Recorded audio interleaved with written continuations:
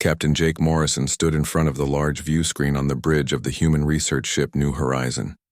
The stars looked calm and peaceful, but Jake knew better. Something out there was hunting, and it had been doing so for 10 long years. "Captain, we just got another message from the Galactic Council," said Communications Officer Amy Rodriguez from her station. She looked worried as she read the transmission. 3 more Zephyrian colonies went dark last week. No survivors. Found. Same pattern as always. Jake rubbed his tired eyes. The reports had been coming in for months now, each one worse than the last. Entire space stations disappearing overnight. Mining colonies with thousands of workers just gone. Even heavily armed battle fleets from the strongest military forces in the galaxy had been destroyed without sending so much as a distress call. "Any clues about what did it?" Jake asked, though he already knew the answer. "Nothing new, sir. The Altarians found the same black residue at the attack sites. The Krillians detected the same energy signatures before their fleet vanished. Whatever this thing is, it leaves the same calling card every time." Dr. Lisa Park walked onto the bridge carrying a thick data pad filled with reports. As the ship's lead scientist who studied alien life forms, she had been working day and night to understand their enemy. Her usually neat brown hair was messy from lack of sleep, and dark circles showed under her eyes. "Captain, I've been going through all the witness reports again," she said. "The few survivors who escaped these attacks all tell the same story. They call it the Void Stalker." The bridge crew turned to listen. Even though they had heard bits and pieces before, Dr. Park had never given them the full picture of what they were hunting. "According to the survivors, it appears without warning," she continued. "One moment space is empty, the next moment this creature is there. It's massive, bigger than most moons. The reports describe it as having long tentacles that can stretch across incredible distances, covered in some kind of living light that hurts to look at directly." Chief Security Officer Ryan Bell leaned forward in his chair. "What about weapons? Someone must have tried to fight this thing." Dr. Park shook her head grimly. "They tried everything. The Krillians hit it with their most powerful plasma weapons. The Altarians used their particle beams. The Zephyrians even tried their new quantum torpedoes. Nothing worked. The creature's hide seems to absorb energy attacks like they were nothing." "How is that possible?" asked Engineer Pete Collins from the back of the bridge. "Even our basic understanding of physics says that much energy has to go somewhere." "That's what makes this creature so terrifying," Dr. Park replied. "It doesn't follow the rules we understand. Some reports say it can bend space around itself or exist in multiple dimensions at once. The survivors who saw it up close and lived to tell about it all have the same look in their eyes. Pure terror. Captain Morrison had seen that look before. During his 20 years in space, he had encountered dangerous alien predators, hostile species and cosmic phenomena that could destroy entire worlds. But he had never seen the kind of fear he witnessed in the survivors they had interviewed. These beings came from warrior cultures, advanced civilizations, species that had conquered the dangers of space travel centuries ago. Yet something about the Void Stalker had broken their spirits completely. "Sir," Amy called out from her station, "we're receiving a priority message from Earth Command." "Put it through," Jake ordered. Admiral Helen Burke appeared on the main screen. Her expression was serious as always, but Jake could see the worry in her eyes that she tried to hide. "Captain Morrison, I hope your team is ready for this mission. The situation has become critical. The Void Stalker attacked a research station in the Centauri system yesterday. 2,000 scientists and their families were killed. The creature is moving toward the inner systems now." Jake felt his stomach tighten. The inner systems meant the core worlds where billions of people lived. Earth itself was only 6 jumps away from the creature's last known position. "Admiral, with respect, what makes you think we can succeed where entire battle fleets have failed?" Jake asked. Admiral Burke was quiet for a moment. "Honestly, Captain, we don't know if you can, but every other approach has failed. The galaxy's best military minds have thrown their most advanced weapons at this creature and accomplished nothing. Maybe it's time to try a different approach. Your team specializes in understanding alien life forms. If anyone can find a weakness, it's you. Do we have any idea where to start looking for it?" Dr. Park asked. Intelligence reports suggest it's currently in the Terminus Nebula, the Admiral replied. That's a 3-week journey from your position. We're transmitting all the data we have to your ship now, but I warn you, it's not much. Most of the information comes from survivors who were too traumatized to give clear accounts. The transmission ended, leaving the bridge crew in uncomfortable silence. Jake looked around at his team. These were good people, scientists and explorers who had signed up to study new forms of life and push the boundaries of human knowledge. None of them had expected to become the galaxy's last hope against an unstoppable monster. Captain, Doctor, Park said quietly, I've been thinking about this creature for weeks now. Everything about it seems designed to be the perfect predator. It's massive, nearly indestructible, can appear anywhere without warning, and seems to enjoy causing fear before it kills. But there has to be something. No creature is completely perfect. What do you mean? Jake asked. In nature, every advantage comes with a cost. A creature that big needs enormous amounts of energy to function. Something that can bend space and time must have incredible sensory abilities to navigate. There might be a weakness hidden in its strengths, but we'll need to get close enough to study it to find out. Jake nodded slowly. Getting close to the Voidstalker meant almost certain death, but they didn't have a choice. Millions of lives depended on them finding a way to stop this creature. All right, people, he said to his crew. Set course for the Terminus Nebula, and start preparing for the fight of our lives. 3 weeks had passed since the New Horizon left Earth space. The journey to the Terminus Nebula had been quiet, almost too quiet. Captain Jake Morrison walked through the ship's corridors every morning, checking on his crew. Everyone seemed nervous, and he couldn't blame them. They were heading toward something that had destroyed every force sent against it. Engineer Pete Collins was in the engine room when the first alarm went off. His instruments started showing readings that made no sense. The gravity sensors were going crazy, showing massive distortions in space nearby. Pete had worked on starships for 15 years, but he had never seen anything like this.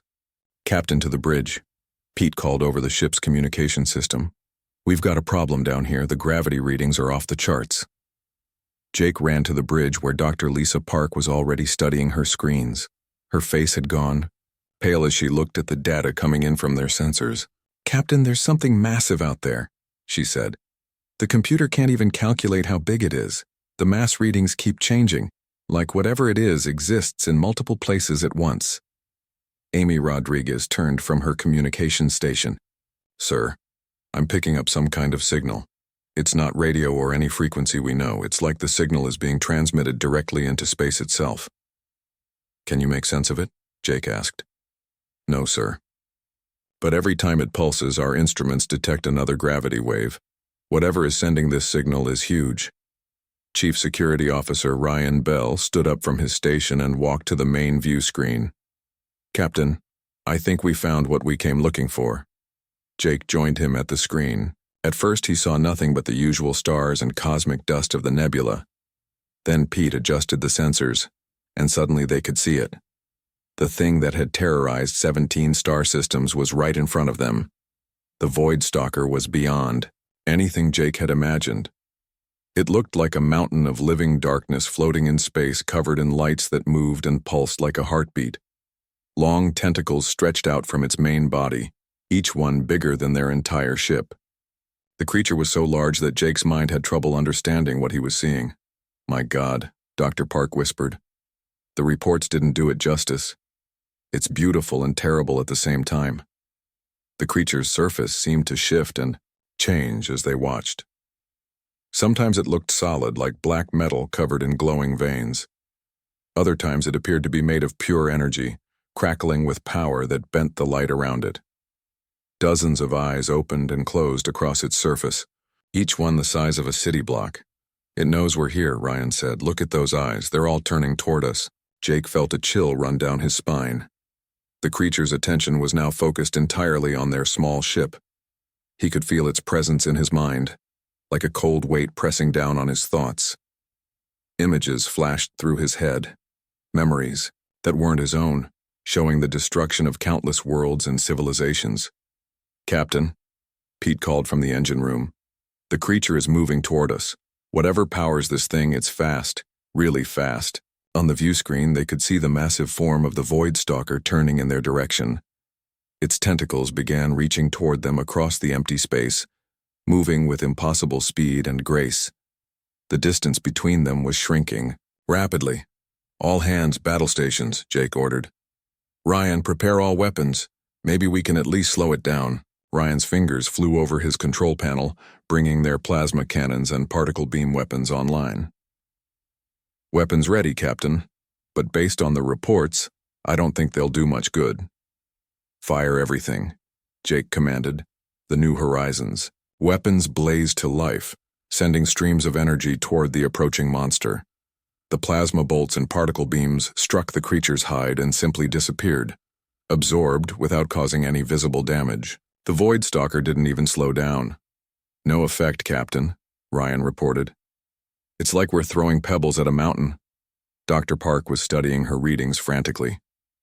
"The creature's hide isn't just tough, it's actively absorbing our energy. Attacks. It's like it's feeding on them." One of the creature's massive tentacles was now close enough to reach their ship. Jake could see smaller appendages along its surface, covered in what looked like sensory organs. The tentacle moved with the fluid grace of something that lived in water, even though they were in the vacuum of space. "Captain, we need to run," Pete said over the communication system. "Our engines are still faster than this thing. We can get away if we go now." Jake was about to give the order to retreat when something strange happened. The creature stopped moving toward them. Its tentacles pulled back slightly, and the cold pressure in Jake's mind lessened. The Void Stalker seemed to be studying them, like it was trying to understand what they were. "Why did it stop?" Amy asked. Dr. Park was reading her instruments, with growing excitement. "I think it's curious about us. Look at the energy patterns. It's scanning our ship, but not in an aggressive way. It's like it's never encountered humans before. Most of its previous victims were from species that have been spacefaring for thousands of years," Jake realized. "We're still relatively new to the galaxy. Maybe we're different enough that it doesn't know what to make of us." The momentary pause gave Jake time to think. Every report they had read described the same pattern. The Void Stalker would appear, destroy everything in sight, and disappear. But it had never shown curiosity before. It had never stopped to study its prey. "Dr. Park, is there any way we can use this?" Jake asked. "If it's curious about us, maybe, we can learn something about it." Before she could answer, the creature's behavior changed again. The tentacles resumed their approach, moving faster now. The brief moment of curiosity had passed, and the Void Stalker had apparently decided they were just another meal to be consumed. "Captain, it's moving again," Ryan warned, "and this time it looks angry." The massive tentacles reached out toward their ship, each one thick enough to crush the New Horizon like an egg. Jake realized they had only seconds before the creature would be close enough to grab them. Their weapons were useless, their engines might not be fast enough, and the most feared predator in the galaxy was about to add them to its list of victims. "All power to engines," Jake ordered. "Get us out of here now." But even as Pete pushed their engines to maximum power, Jake could see it might be too late. The Void Stalker's tentacles were almost upon them, and there was nowhere to run. The massive tentacles of the Void Stalker wrapped around the New Horizon like giant snakes. Captain Jake Morrison felt the ship shake as the creature's grip tightened. Metal groaned under the pressure, and warning lights flashed across every console on the bridge. "Hull integrity at 60% and falling," Engineer Pete Collins reported from his station. His voice was tight with fear, but he kept working to keep their ship together.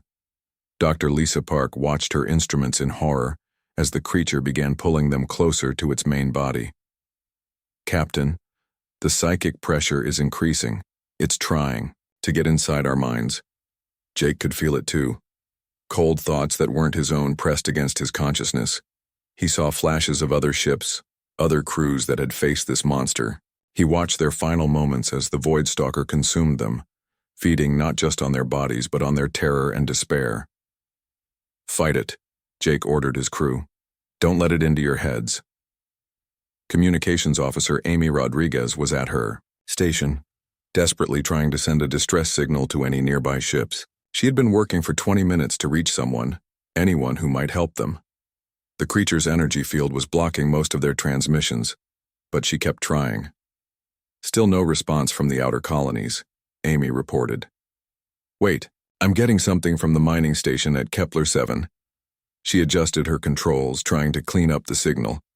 The static was terrible, made worse by the creature's interference. Amy turned up the volume on her speakers and leaned closer to her microphone. "This is the research vessel New Horizon," she said into her communicator. "We are under attack by hostile alien life form. Please respond." The response came back weak and broken by static. "New Horizon, this is Kepler 7 mining station. We read you, but your signal is very weak. Can you repeat?" Amy moved closer to her microphone and spoke louder. "Kepler 7, we need immediate assistance. We are being attacked by the creature known as the Void Stalker." She was so focused on getting their message through that she didn't notice her hand bumping against the volume control. The speakers were already turned up high because of the poor signal quality. When she leaned in to speak again, her elbow hit the external speaker controls. Suddenly, a loud screech of feedback filled the bridge. The sound was sharp and painful, the kind of noise that happens when microphones get too close to speakers. Everyone on the bridge covered their ears as the horrible sound echoed through the ship. But something unexpected happened.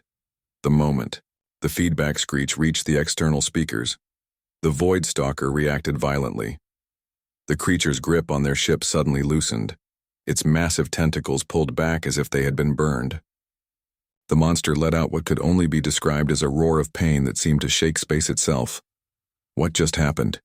Jake asked, uncovering his ears as Amy quickly turned down the volume.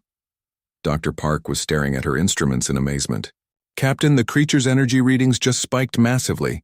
Whatever that sound was, it hurt the Void Stalker." The monster was now floating several hundred meters away from their ship, its tentacles writhing in what looked like agony. The lights across its surface were flickering erratically, and several of its massive eyes had closed completely. "Amy, what did you do?" Jake demanded. "I don't know, sir. I was just trying to contact the mining station, and there was feedback from the speakers. I've never seen anything react like that to simple audio feedback." Dr. Park was working frantically at her science station, analyzing every piece of data from the encounter. "Captain, I think I understand what happened.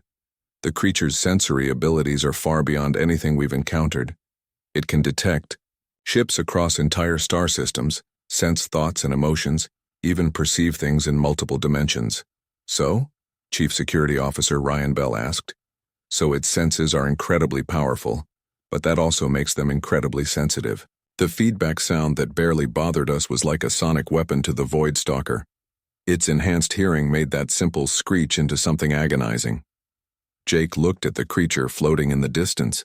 It was still recovering from whatever pain the sound had caused. "Are you saying that this monster, which has destroyed entire fleets, can be hurt by noise?" "Not just any noise," Dr. Park explained excitedly. "Look at these readings. The creature reacted specifically to the frequency range that human audio equipment produces. It's like its biology has never encountered anything in that exact wavelength before." Engineer Pete Collins had been listening from his station in the engine room. "That actually makes sense, Captain. Every other species in the galaxy evolved differently than humans. Their communication methods, their technology, even their vocal cords produce different sound frequencies than ours." Amy was studying her communications equipment with new interest. "Sir, if Dr. Park is right, then we might have accidentally discovered the first effective weapon against this creature." The Void Stalker was beginning to recover. Its lights were stabilizing and its tentacles were moving more normally. But Jake could see that it was being more cautious now. The creature was keeping its distance, as if it was afraid of what the humans might do next. "Can we do it again?" Jake asked Amy. "I think so, sir. I can rig our external speakers to produce feedback on command, but we'd have to get close to the creature for it to be effective." Dr. Park was already working on calculations. "According to my readings, the effect was strongest when the sound hit the creature's main sensory clusters. Those are the areas with the highest concentration of what appear to be hearing organs." "How close would we need to get?" Jake asked. "Very close, Captain. Maybe a few hundred meters from one of its major sensory areas. Close enough that if this doesn't work, we won't get a second chance." Ryan checked their weapon systems again. Captain, even if this sound weapon works, we don't know if it will actually stop the creature or just make it angry. And if we get that close and it doesn't work, our regular weapons are still useless." Jake looked at his crew. They were scared, but he could see determination in their eyes. They had stumbled onto something that might be the key to defeating the galaxy's most feared predator. It was a long shot, but it was the first real hope anyone had found. "Amy, how long do you need to set up this sound weapon?" he asked. "Give me 10 minutes to modify our speaker systems, sir." "Dr. Park, can you identify the best target on that creature?" "Already working on it, Captain. I can see several large sensory clusters that might be vulnerable." The Void Stalker was now watching them from a distance, as if it was trying to understand what had hurt it. Jake realized they probably wouldn't get another chance like this. The creature was smart, and it would be ready for them next time. "All right, people," Jake said. "We're going to try something that's never been attempted before. We're going to get close to that monster and hit it with everything our audio systems can produce. If this works, we might just save the galaxy. If it doesn't work, at least we'll go down fighting." Amy Rodriguez worked quickly at her communications station, pulling apart control panels and rewiring circuits. Her hands moved fast as she connected the ship's entire audio system into one powerful sound weapon. Sweat dripped down her face as she raced against time. "How much longer, Amy?" Captain Jake Morrison asked, watching the Void Stalker in the distance. The creature was moving slowly, circling their position like a predator waiting for the right moment to strike. "Almost done, Captain. I'm connecting the last speaker array now." Amy's voice was tight with concentration. "This should give us enough power to produce feedback that will reach across several hundred meters of space." Dr. Lisa Park was at her science station, studying the creature's massive form through their sensors. "Captain, I've identified 3 main sensory clusters on the Void Stalker. The largest one is near what appears to be the creature's head area. If we can hit that target, we should get maximum effect." Engineer Pete Collins spoke up from the engine room over the communication system. "Captain, I've got our engines ready for emergency acceleration. The moment we fire this sound weapon, we need to be prepared to move fast. That creature won't stay stunned for long." Jake nodded, looking at his crew. They were about to attempt something no one had ever tried before. Every military force in the galaxy had failed against this monster, but they might succeed with nothing more than modified speakers and audio feedback. "Navigator Susan Clark, plot us a course that will take us close to the creature's main sensory cluster," Jake ordered. "We need to get within range, fire our weapon, and get out before it recovers." Susan had been quiet during the preparation, but her hands were steady as she worked her controls. "Course plotted, Captain. It's going to be dangerous. We'll have to fly between 2 of its smaller tentacles to reach the target area." Medical Officer Greg Foster had been monitoring everyone's vital signs from his station. "Captain, the psychic pressure from that creature is affecting the crew. Heart rates are elevated and some people are showing signs of mental stress. The closer we get, the worse it's going to be." "Can you do anything about it?" Jake asked. "I can give everyone mild sedatives to help resist the mental effects, but it might slow reaction times." Jake thought for a moment. They needed everyone sharp for what was coming, but they also needed to protect their minds from the creature's influence. "Do it, but keep the dosage light." Chief Security Officer Ryan Bell was running final checks on their regular weapon systems. "Captain, even though our main plan is the sound weapon, I want to have our plasma cannons ready as backup. Maybe if we hit the creature while it's stunned by the sound, our regular weapons might have some effect." "Good thinking, Ryan. Prepare everything we have." Amy finished her work and turned to face the captain. "Sound weapon is ready, sir. I've set it to produce the exact frequency that hurt the creature before, but much louder. When you give the order, I can trigger feedback that should be heard across half the star system." Jake took a deep breath and looked at the Void Stalker on their view screen. The creature had stopped circling and was now facing them directly. Its massive eyes were focused on their small ship, and Jake could feel its alien intelligence studying them. "All right, people, this is it. Susan, take us in." The New Horizon began moving toward the Void Stalker. As they got closer, the creature's size became even more overwhelming. Its tentacles were each bigger than Earth's largest buildings, Covered in smaller appendages that moved like they had minds of their own, the surface of the monster pulsed with lights that seemed to bend reality around them. Psychic pressure increasing, Greg reported. Everyone hang on. Jake felt the cold weight in his mind growing stronger. Images of destroyed worlds flashed through his thoughts, along with the screams of countless victims. He gritted his teeth and forced himself to focus on their mission. 200 meters to target, Susan called out. Entering the danger zone now. One of the creature's smaller tentacles moved toward them, but it was moving slowly, almost carefully. The Void Stalker seemed to remember what had hurt it before and was being cautious about getting too close to the human ship. 100 meters, Susan reported. I can see the sensory cluster Dr. Park identified. It's massive, covered in what looked like ear-like organs. The target area was a section of the creature's surface that appeared different from the rest. Instead of smooth black skin, this area was covered in complex structures that looked like a combination of eyes and ears, all connected by glowing nerve pathways. 50 meters to optimal firing position, Susan said. Her voice was steady, but Jake could see her hands shaking slightly on the controls. Just as they reached the perfect position, something went wrong. The creature's reality warping abilities suddenly increased. Space around them began to bend and twist, and their instruments started giving impossible readings. Captain, our sound system is being affected, Amy reported with panic in her voice. The creature's energy field is interfering with our electronics. I'm losing power to the speakers. Jake watched in horror as their improvised weapon system began to fail. Warning lights flashed across Amy's station as circuits overloaded from the creature's strange emanations. Can you fix it? Jake demanded.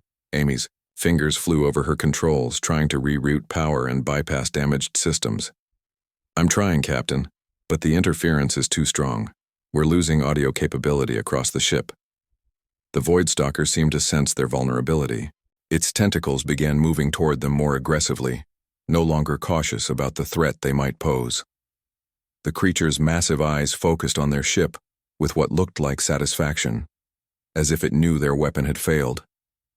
Captain, we need to get out of here, Ryan said urgently. If we can't use the sound weapon, we're defenseless. But they were too close to the creature now. Its tentacles were moving to surround them, cutting off their escape routes. The monster that had terrorized the galaxy was about to claim another victim, and there was nothing they could do to stop it. Susan, emergency acceleration, Jake ordered. Get us away from those tentacles. I'm trying, Captain, but it's using some kind of gravity field to hold us in place. Jake realized they were trapped. Their weapon had failed at the crucial moment, and now they were at the mercy of the most dangerous predator in known space. The creature's tentacles were closing in, ready to crush their ship and add them to its long list of victims. In the maintenance bay, Maintenance Chief Danny Walsh was preparing for what seemed like certain death. He had heard everything over, the ship's communication system, and knew their situation was hopeless. But Danny had spent his whole life fixing things that other people said couldn't be fixed, and he wasn't ready to give up yet. Danny Walsh sat in the maintenance bay of the New Horizon, listening to his crewmates panic over the communication system. Their sound weapon had failed, and the Void Stalker's massive tentacles were closing in around their ship. Danny had been a maintenance worker for most of his adult life, first in construction back in Detroit, then on various spaceships for the past 10 years. He was not a scientist like Dr. Park, or a military officer like Captain Morrison. Danny was just a guy who fixed things when they broke. Right now everything was broken, and his friends were about to die. Captain, hull breach on Deck 7, Engineer Pete Collins reported over the communication system. The creature's tentacles are crushing us. Danny stood up and walked to the small window in the maintenance bay. He could see one of the monster's smaller tentacles wrapped around their ship. The tentacle was covered in strange organs that pulsed with light, and Danny realized he was looking at some kind of nerve cluster. All hands, prepare for emergency evacuation, Captain Morrison's voice came over the speakers. We're abandoning ship in 60 seconds. Danny shook his head. There was nowhere to run. Their escape pods would never outrun this creature, and no rescue was coming. He looked at the emergency suit hanging on the wall next to the maintenance airlock. It was designed for quick repairs on the outside of the ship, nothing more. But sometimes the simplest solution was the best one. Danny grabbed the emergency suit and started putting it on. He had used this airlock hundreds of times to fix damaged hull plates and replace broken sensors. The procedure was automatic to him now. Seal the suit, check the air supply, cycle through the airlock. "Danny, what are you doing?" Pete's voice came through his suit radio. "You can't go outside now, that thing will kill you." "Maybe," Danny replied, checking his suit one more time. "But sitting here waiting to die isn't going to help anyone." The maintenance airlock was positioned right, next to where the creature's tentacle was wrapped around their ship. When Danny stepped outside, he found himself less than 3 feet away from what looked like a cluster of nerve endings on the monster's surface. Up close, the Void Stalker was even more terrifying than he had imagined. The creature's skin seemed to shift between solid matter and pure energy. Strange lights moved under its surface like living electricity, and Danny could feel the psychic pressure trying to invade his mind. But Danny had spent years working in noisy construction sites and loud engine rooms. His mind was used to shutting out distractions and focusing on the job at hand. The creature's mental attacks felt like just another kind of noise to ignore. The tentacle that held their ship was slowly tightening its grip. Danny could hear the metal of the New Horizon groaning under the pressure. He had maybe 30 seconds before the creature crushed the ship completely. Danny looked at the nerve cluster in front of him. It was about the size of a dinner table covered in what looked like sensory organs. The whole area pulsed with energy, and Danny could see smaller nerve pathways spreading out from it like the roots of a tree. He had seen similar setups in the engine rooms of big ships, main control nodes that coordinated entire systems. If you hit the right spot in the right way, you could shut down the whole network. "This is probably going to hurt," Danny said to himself. He raised his hand and brought it down hard on the nerve cluster in a simple, frustrated slap. It was the same motion he had used 1,000 times when dealing with broken equipment that wouldn't respond to normal repairs. Sometimes you just had to hit something to get it working again. The effect was immediate and completely unexpected. The moment Danny's palm made contact with the creature's nerve cluster, the Void Stalker's entire nervous system overloaded. The monster had evolved over millions of years to process cosmic-scale sensations, the gravity of stars, the energy of nebulae, the thoughts of entire civilizations. Its senses were designed to handle the largest forces in the universe. But Danny's slap was something completely different. It was a small, localized physical impact delivered directly to a major nerve center. The creature's massively enhanced nervous system, which could detect a single ship across an entire star system, was completely overwhelmed by the simple tactile sensation of a human hand hitting its surface.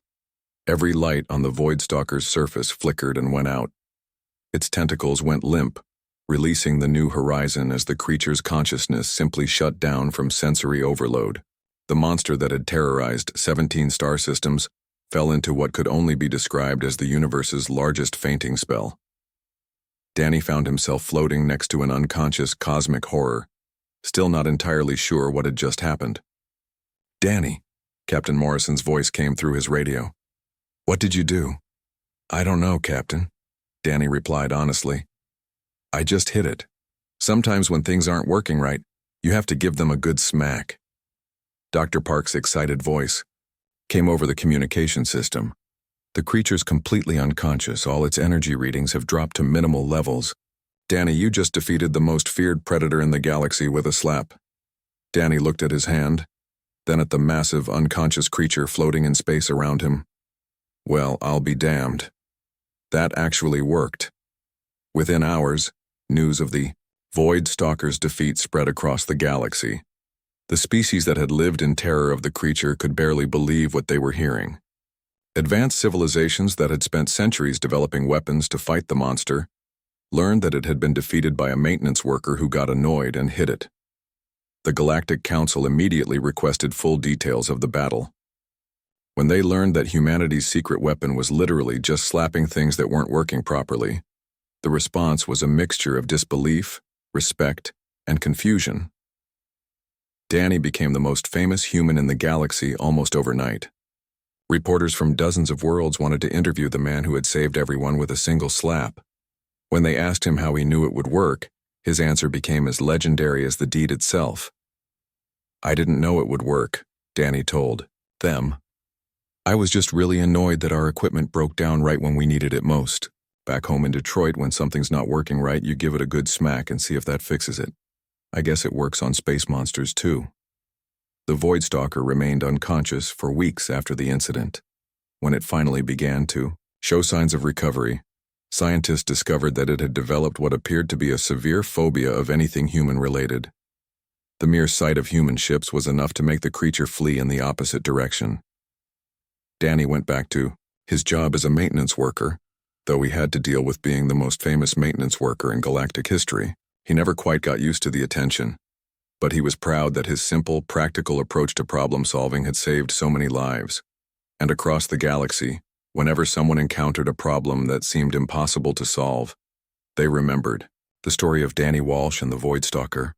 Sometimes the best solution really was the simplest one, even if it was just giving something a good smack to get it working again.